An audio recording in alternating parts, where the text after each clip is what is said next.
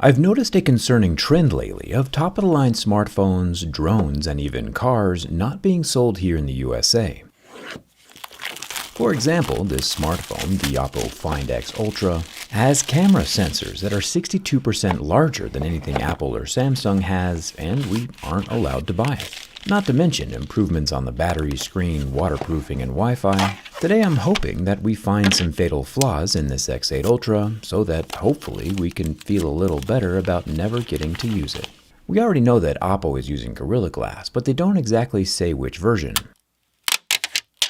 We also know that the iPhone 16 Pro Max has the pixel density of 460 pixels per inch. The Samsung S25 Ultra is slightly higher at 498, but this Find X Ultra comes out on top with 510 pixels per inch. Still scratches at a level 6 with deeper grooves at a level 7, but those extra pixels are kinda nice.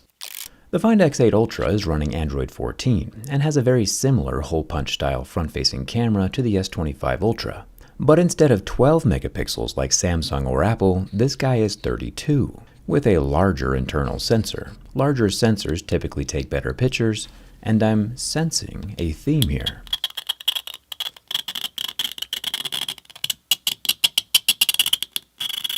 The sides of the phone are made from an anodized aluminum. Oppo has added their own version of the camera control button that sits flush with the frame. It's scratchable and does the whole zoomy in thing.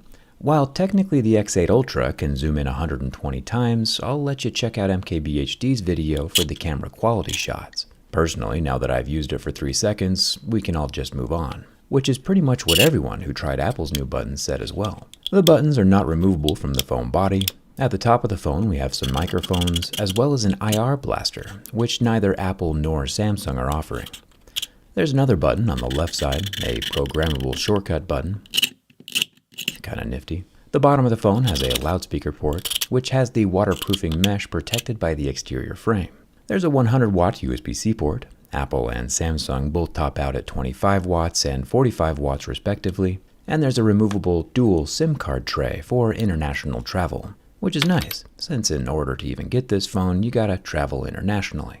However, swapping physical SIM cards is a bit of a hassle, so it's nice that so many smartphones have eSIM capabilities. Today's sponsor, Saley, is taking full advantage of that feature to offer incredibly inexpensive international data roaming plans for more than 200 global destinations. There's no more dealing with scammers or dead SIM cards at airports or waiting in lines in strange places to activate a new SIM card. Everything happens automatically within seconds right in the Saley mobile app. Plus, Saley has included an ad blocker so your precious data doesn't get wasted on ads. Except for this ad, obviously, since this ad is what's going to save you money the next time you travel.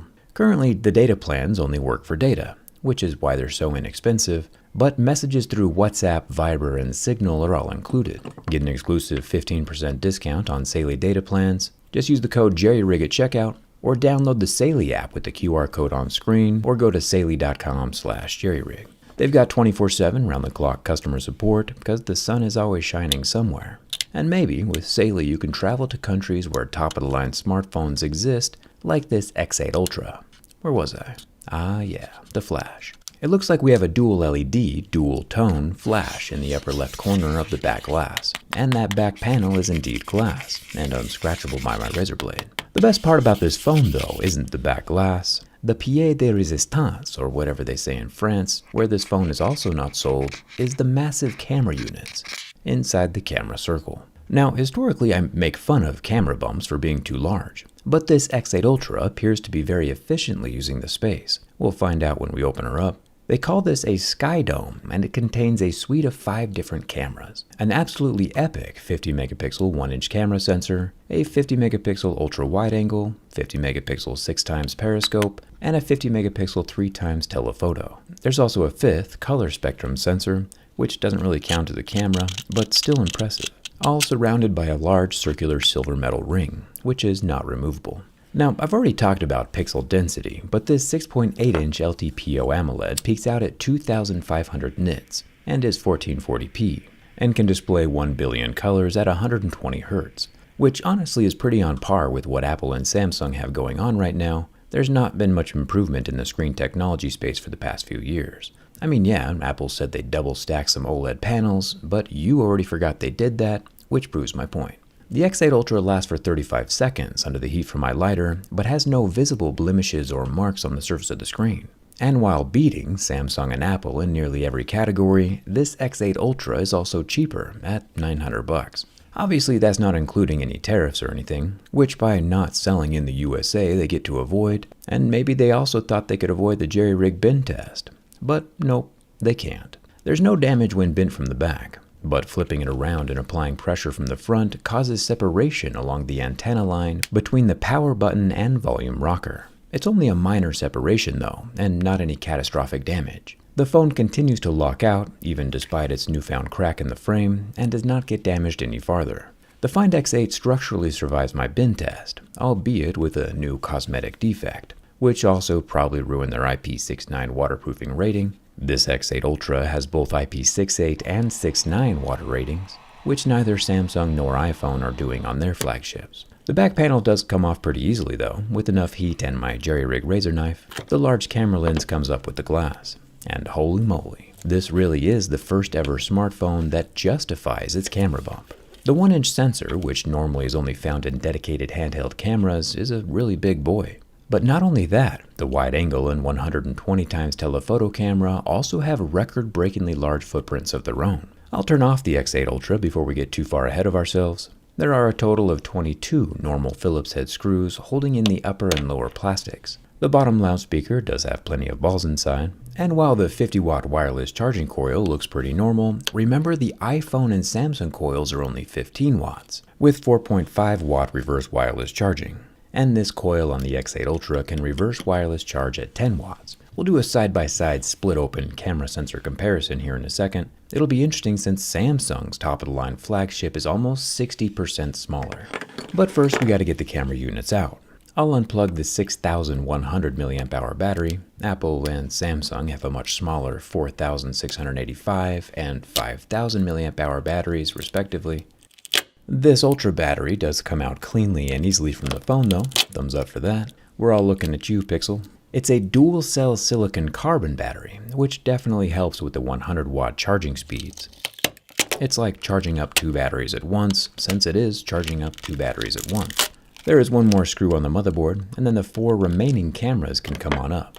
There's almost more camera real estate in here than motherboard real estate. The 1-inch camera has OIS, the ultra-wide does not, the telephoto does, and supposedly the periscope camera also has OIS, it's just internal, which is normal.